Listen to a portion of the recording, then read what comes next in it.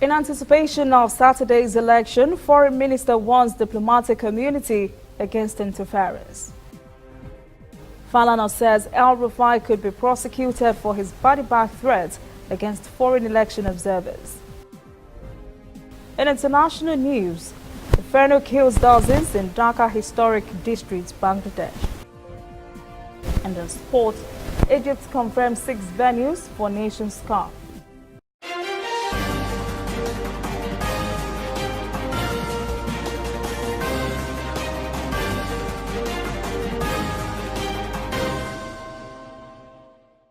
This is ANN News. I am Olajumoke Olatunji. Saturday is the D-Day when Nigerians will go to the polls to pick their president and lawmakers. It is a day that is expected to be wholly Nigerian. So the country's Foreign Affairs Minister, Geoffrey Oyama, has told the diplomatic community to stay within its role as advisor and not dictate to the country how to govern. Oyama issued a warning while briefing the diplomatic community in Abuja on Wednesday. This meeting followed earlier concerns raised by the Buhari administration on what it considers outside interference from foreign governments. President Buhari has said, as a sovereign nation, foreign missions in the country should not cross the line between exhorting and wanting the country to succeed as a rarely democratic process to a situation where they dictate to us on how to govern the country.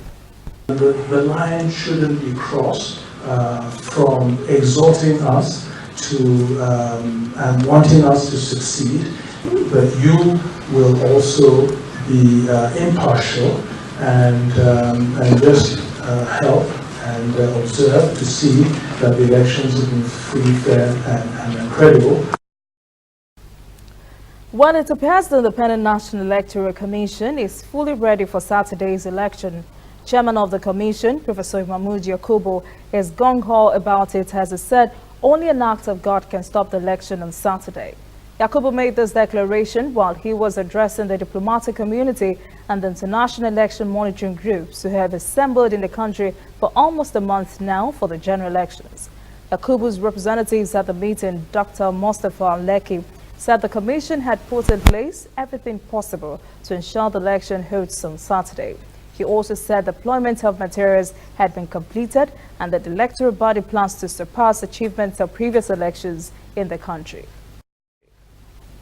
In a side story in all of the election talk, a sage in Nigeria legal profession, senior advocate of Nigeria and human rights lawyer Femi Falana says Kaduna State's Governor Nasir El-Rufai may be prosecuted at the end of his tenure for his threat of sending bag and body bags foreigners who interfere in Nigeria's election. Falana was speaking at an event in Lagos honoring Beko Ransom Kuti at the Secretariat of the Committee for the Defense of Human Rights, CDHR. The activist lawyer had urged international communities to impose a visa ban on El-Rufai. He also said El-Rufai's threat to attack and kill foreign election observers in Nigeria constitutes an infraction of the 2010 Electoral Act. In more election stories, the Independent National Electoral Commission, INEC, has now concluded that the All Progressives Congress, APC, will not field candidates in Rivers State for these general elections. INEC Chairman Professor Mahmood Yakubu concluded this matter in Abuja on Wednesday while addressing the press ahead of Saturday's polls. Yakubu said the commission is obeying the pronouncement of the Supreme Court.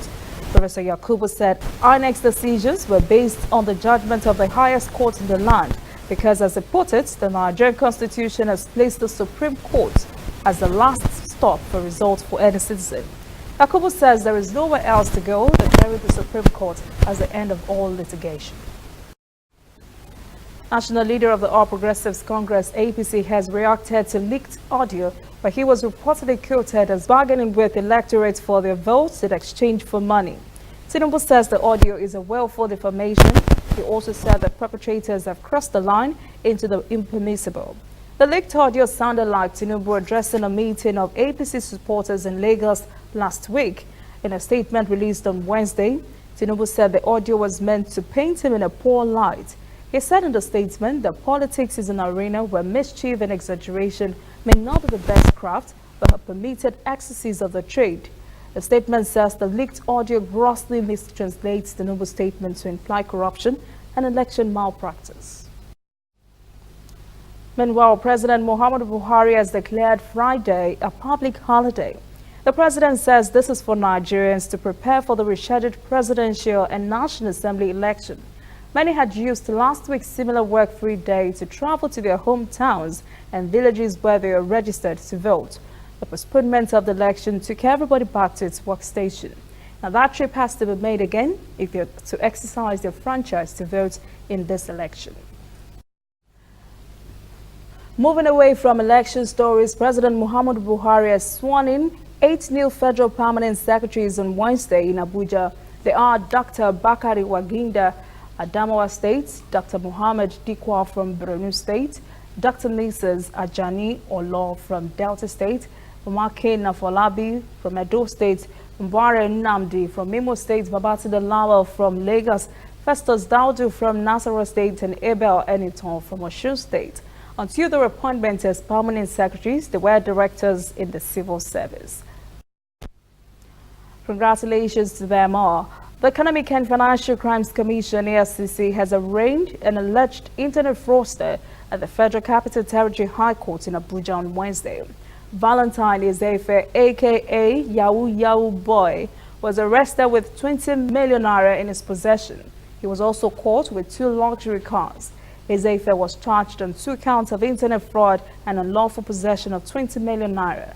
Prosecutor Samuel Ugwembelem told the court the defendant was arrested in mid-January in an Abuja residential area known as Live Camp, following intelligence reports of shady activities traced to him. He said the offense contravened the provisions of Section 319 of the Penal Code Act. The defendant pleaded not guilty. The case has been adjourned till Monday. Coming up, African stories. Many Rwandan nurses and midwives accused of using forged licenses and documents. And later, international news. Scores die in Bangladesh blaze. Stay with us.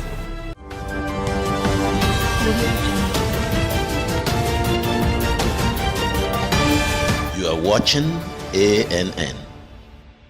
Hey, big head. I saw you. Where are you? I'm at the bus stop. Okay, dinner is ready and mommy wants you to come home. Okay, I'm coming as soon as I get a bus.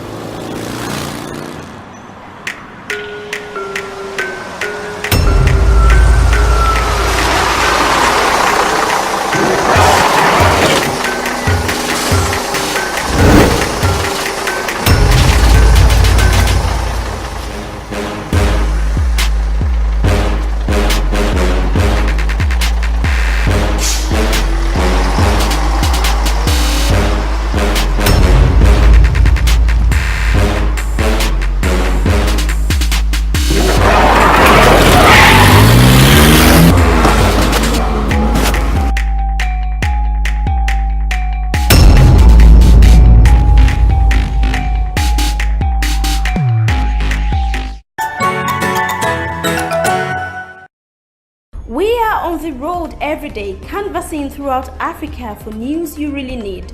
We follow this story everywhere, from every corner of Nigeria to the wide African expanse.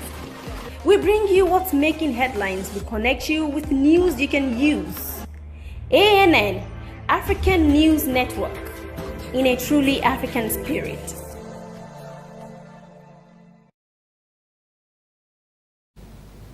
Welcome back. This is ANN News. In African stories, an Algerian military plane has crashed during a training flight, killing 2 persons on board. The Defense Ministry said in a statement on Thursday, the Russian Su-24 aircraft went down late on Wednesday in an inhabited agricultural area in the northern province of Tioret. It was the first such incident since the country's worst military plane crash that killed at least 250 persons at a military base near Algiers in April last year. The South African power utility company Eskom, that has faced a serious budget crunch and was believed to be on the way to extinction, has been given a lifeline of 69 billion rand, that's about $5 billion over the next 3 years. The power utility's chief executive, Fakamana Hadebe, says on Wednesday the money will cover about 70% of Eskom's debt servicing cost and will enable the utility to use more of its revenue to keep the lights on. He said this infusion of cash will allow the utility to spend what it earns on operational problems which have beset it. Frightening allegation is surfacing in Rwanda against some of the country's nurses and midwives, and if true, could endanger the quality of healthcare in the country.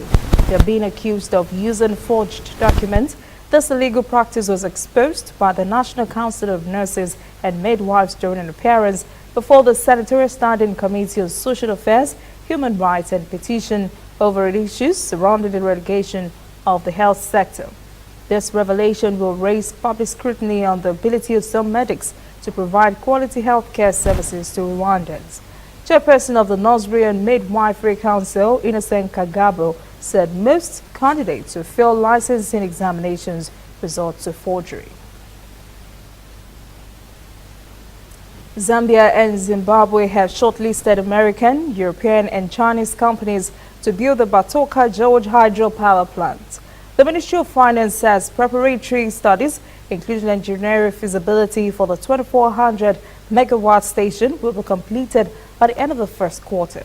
The ministry says the project will be on the build, operate, transfer model and will not put any physical strain on the two governments because no sovereign guarantees could be required.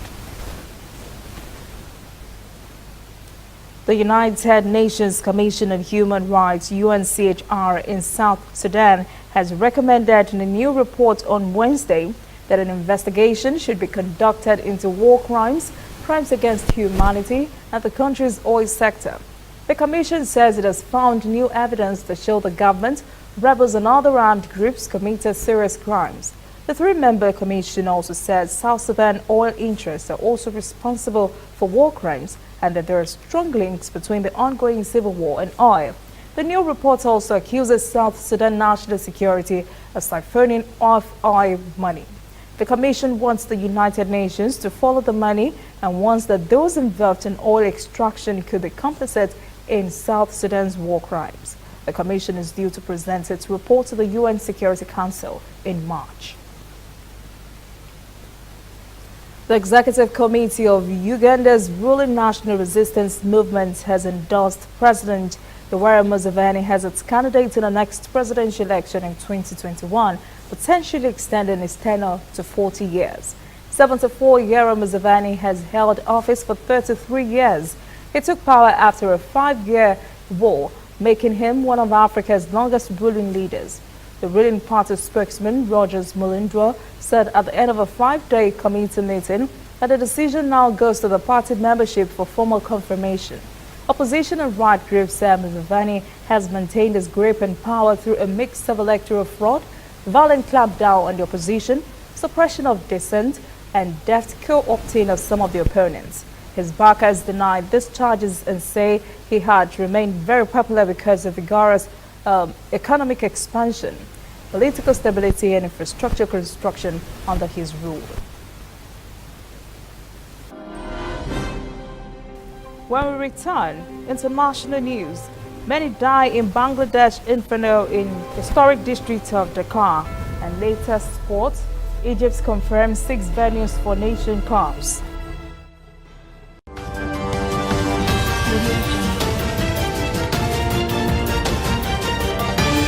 You are watching ANN. This used to be me.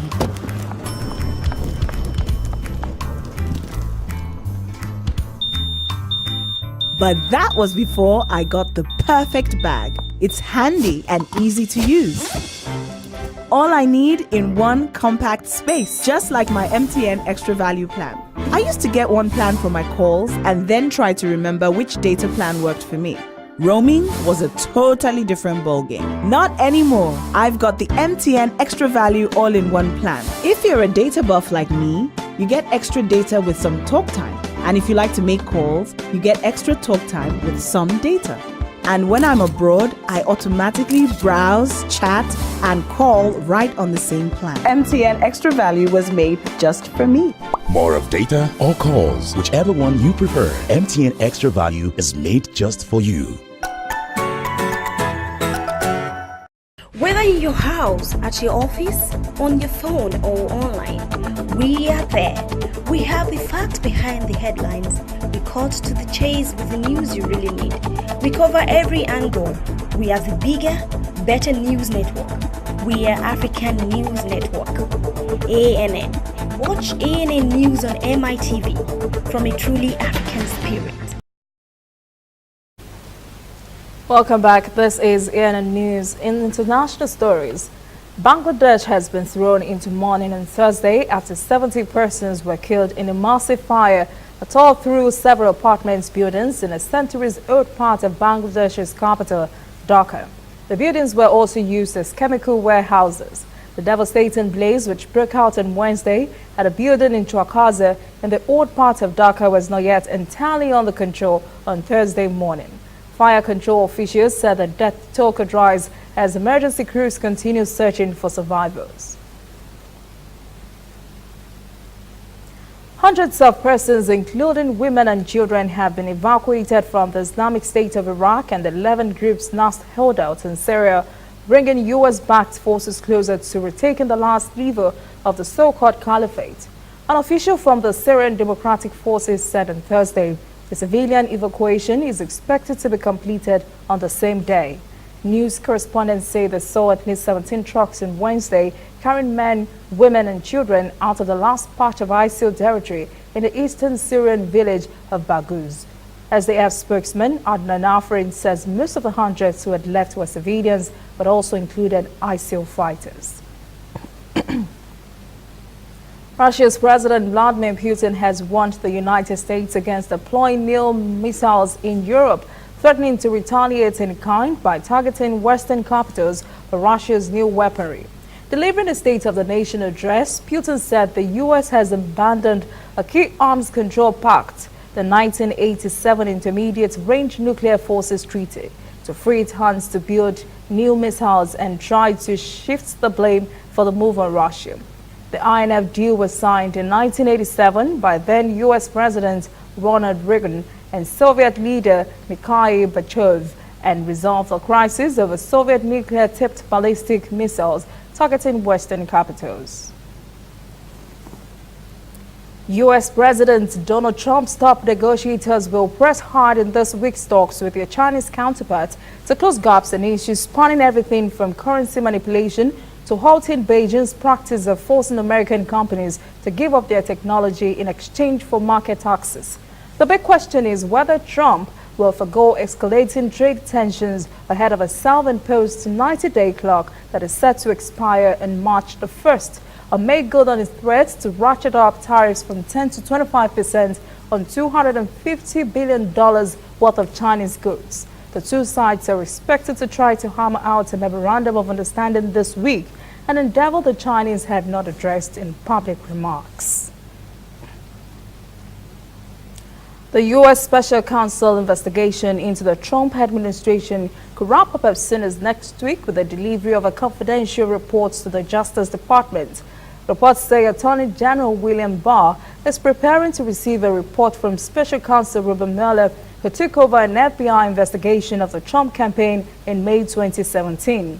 Barr, who was confirmed by the Senate last week, will determine soon after receiving Mueller's report what information will be provided to Congress. The exact end date for the Mueller probe has been a long-standing source of speculation in Washington, D.C. in December. American television network NBC had reported that Mueller planned to deliver his report by mid-February, but a delay in Barr's confirmation may have contributed to a delay in submitting the report. Still ahead, sports. Stay with us.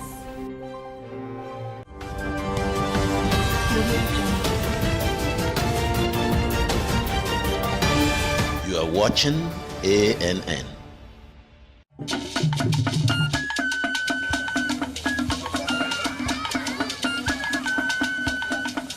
Are you sure you want to do this? Adam, go and bring us your husband. Okay, hello baby. We're in this together, okay? Can you hear me? Keep coming forward. Wait, stop. You okay, lean to your right. Keep walking down. Keep walking to the left. Yes. You're almost here. Keep going. You are here. Wow, you did it.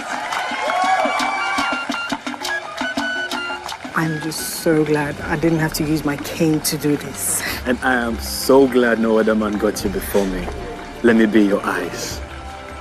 We will never stop working to give you a network you can rely on so you can enjoy life's special moments. MTN, everywhere you go.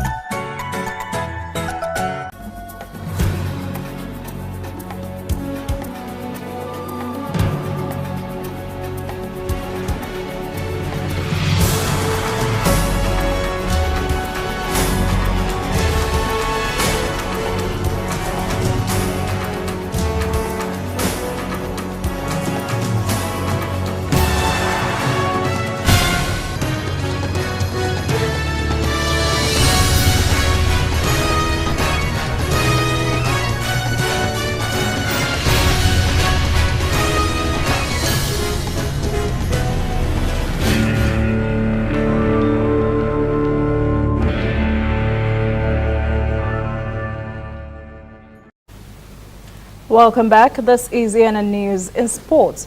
Egypt has chosen 6 venues across 5 cities to host this year's African Nations Cup finals.